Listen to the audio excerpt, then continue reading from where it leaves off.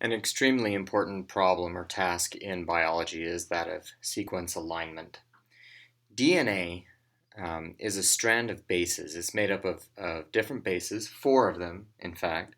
It's made up of adenine, guanine, cytosine, and thymine, four different bases. And so someone's DNA is a sequence of these four types of bases.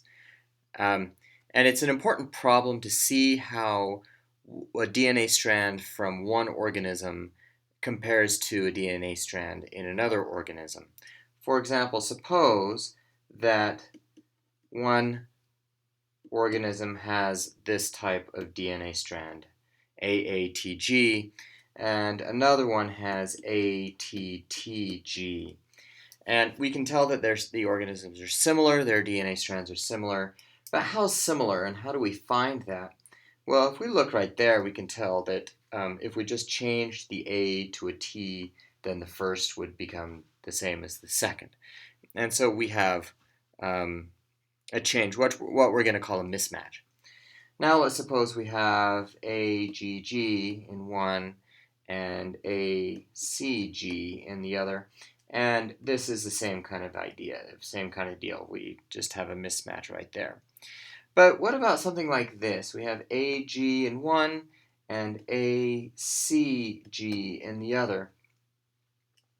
Now, how do those match up? Well, you can just look at it and you can see that the A's match up and the G's match up, and probably the C just got inserted there somehow. And so what that's going to become is we're going to insert a gap in the first strand and have it match up there. And so the A's match now and the G's match. Let's consider another one, ATCC and ACGC. Now we have a couple of options here. One option is to insert gaps. So we end up with ATC gap C, and we also have A gap C G C. And I'm going to give some notation there. We have a gap inserted. There we have a gap inserted. But there's another option, and that's just to leave them as is, ATCC and ACGC, and have a couple of mismatches. Now, which is more likely? So we can ask the biologists, and they can tell us, well, a mismatch is more likely behavior than an inserted gap, or not an inserted gap, but an inserted base. And so we would probably prefer the second option. And we can look at this analytically by assigning a cost for each type of behavior. So we have insertions, and we can say those have a cost of 2 each. And we can have mismatches. We're going to say those only cost 1. And so if we look at that match up there, we have 2 insertions. And so we're going to get a cost of 4, 2 times 2. But in the second one, we have 2 mismatches, which gives us a cost of 2. And so we're going to say this alignment is the most likely. It's more likely than this alignment of the 2 organisms' DNA strands.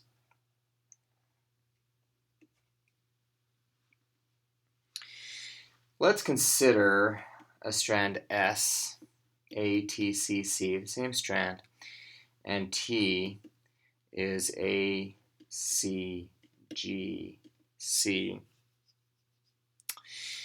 And what we're going to do is we're going to look at each set, each pair, one by one. And so if for example, if we're looking at the A and the A, or the first 2 bases, the first base in each one, we have 3 options. We have, we can assign a match or mismatch, and then move on to the next base. We can insert a gap into the sequence S, or we could insert a gap into the sequence T. Let's see how we're going to do that.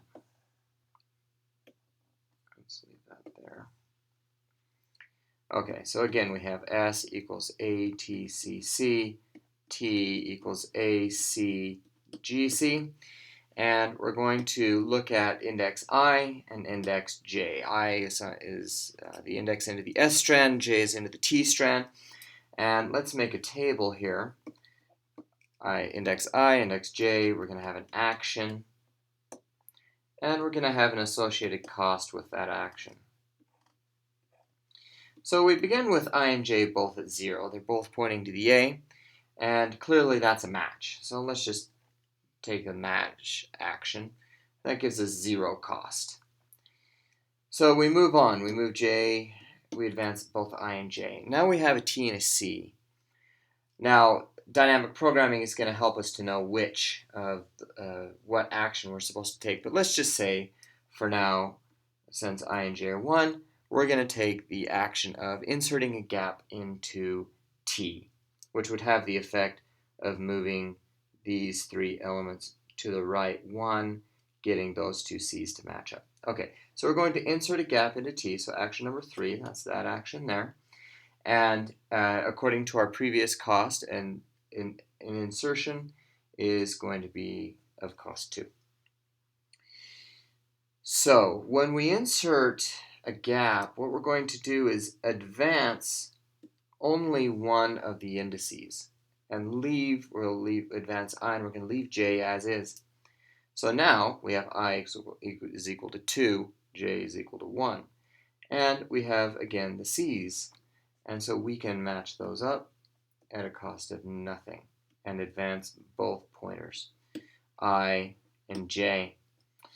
Now we want to insert a gap into S.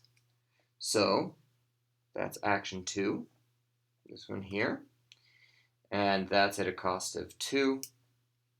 And we're going to advance the J pointer only.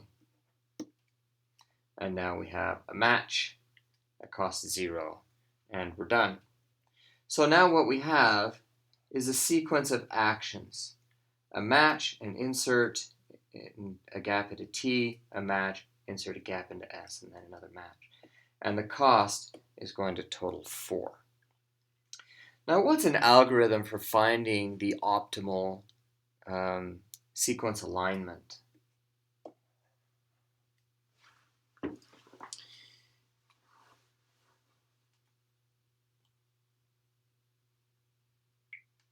So the optimal sequence alignment, we're going to, I don't know, what should we call it? Let's call it a line.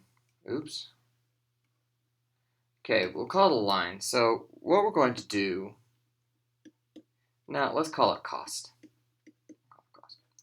All right, and so we're going to pass in the 2 strings. And we're going to pass in our current indices. Now, we have, as we said before, we have 3 options. These 3 here. We can assign a match or mismatch and advance both indices. We can insert a gap into S, or we can insert a gap into T. So we're going to find the cost of doing each of those. So the cost of action 1 is going to be a recursive call. We'll advance both indices. So that's the cost. Plus,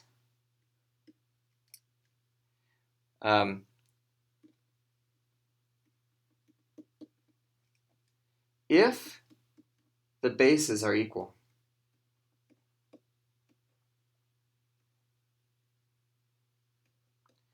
then we don't have any additional cost. But if they're not equal, we have to add on a cost of 1. Now we have another cost with a recursive call. And this cost, this is going to be an insertion into S, and so we will advance the J pointer. And that comes at a cost of 2. So whatever the cost of the substring is, plus a cost of the insertion. And similarly with C3, it's a cost with all of that, except we're going to advance I instead of J. Okay, so now we have 3 costs, and we want to just choose the lowest one. So we can say, well, let's just say our cost is going to be C1, but then if C2 is less than the cost, reassign the cost, and then if C3 is less than the cost, reassign the cost again. Not the most efficient way of doing that, but it works, and it's not a big deal. And then we'll return the cost.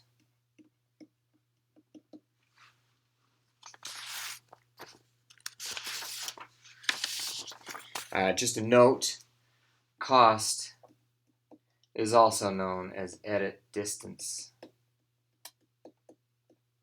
in much of the literature. Now, this is just begging for a dynamic programming solution, and we'll get to that in a minute, but I want to show how.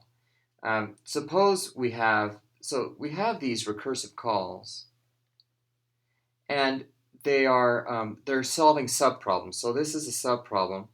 We have A, and A down here.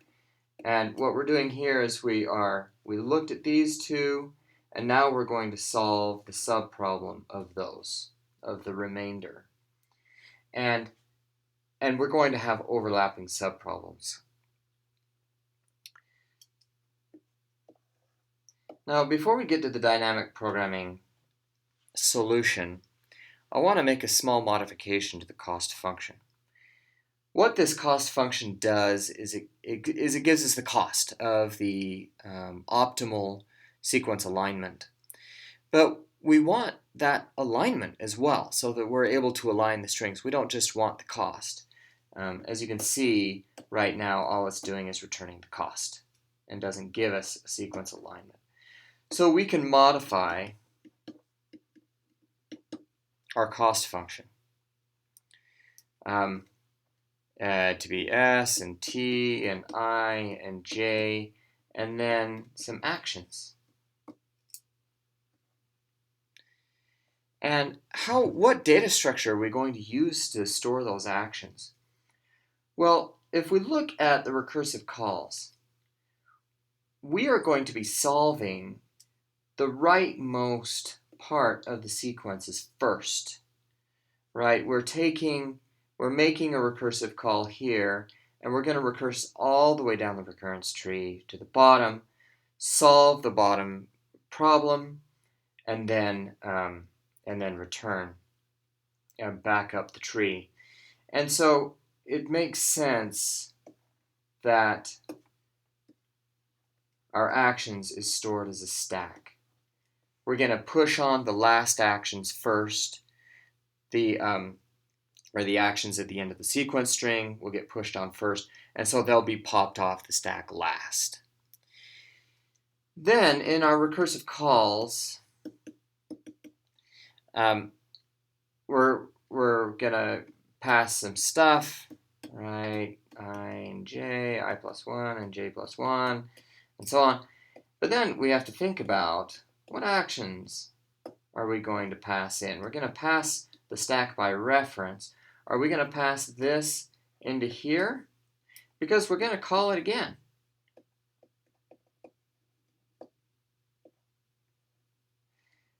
And then again. So if we're adding actions onto the one we passed in every time, maybe that's not the right approach. Maybe we need to make a copy, or not even make a copy, but create a fresh stack for each of these. Maybe actions 1, actions 2, and actions 3. And then when we get our cost, we can say our actions equals actions 1, and so on. But then we have to think about what's the action we took here, right? So in the case, if we choose cost C1, our action will have been a match or mismatch. We took this, it will have been an insertion, and same with C3. So we have to consider that. And how are we going to represent each action? We can simply do that with some kind of constant int, some kind of enumeration, right? In action 1, which would be a match or mismatch, and then A2 and A3.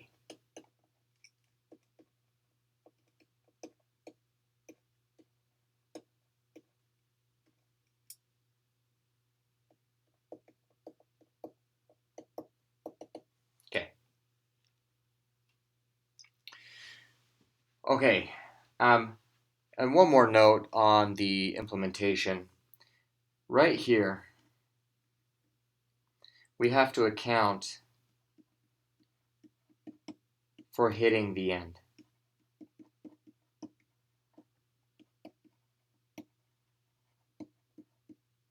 of the sequence.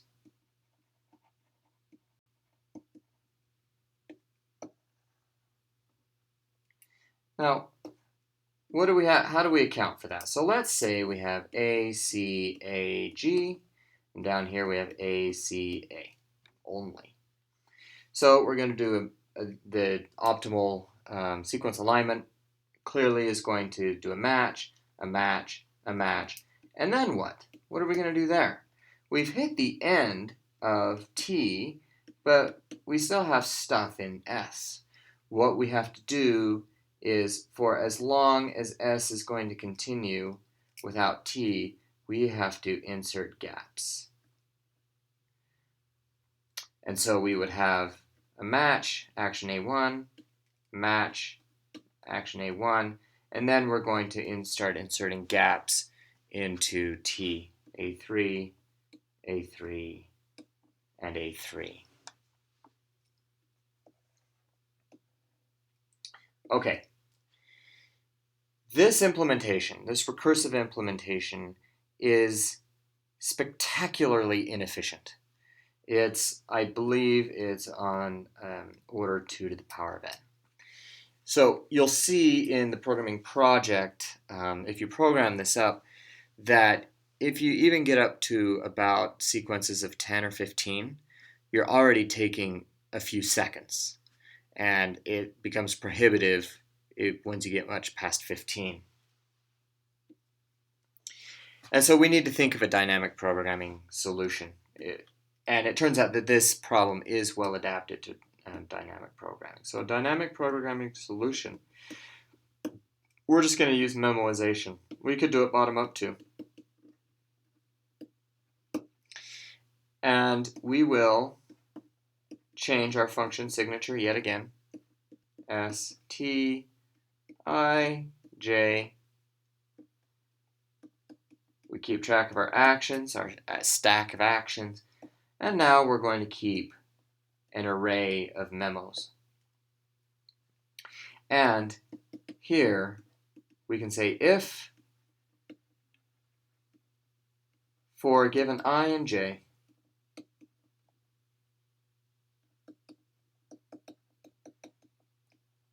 if we've taken a memo,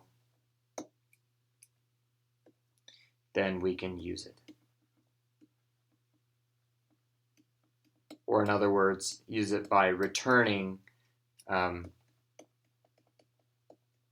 cost and actions. So what will a memo have in it? Right? This is going to be a two-dimensional array of memos. And what will a memo have? Well, let's make it a struct. And we'll simply store the cost and a stack of actions.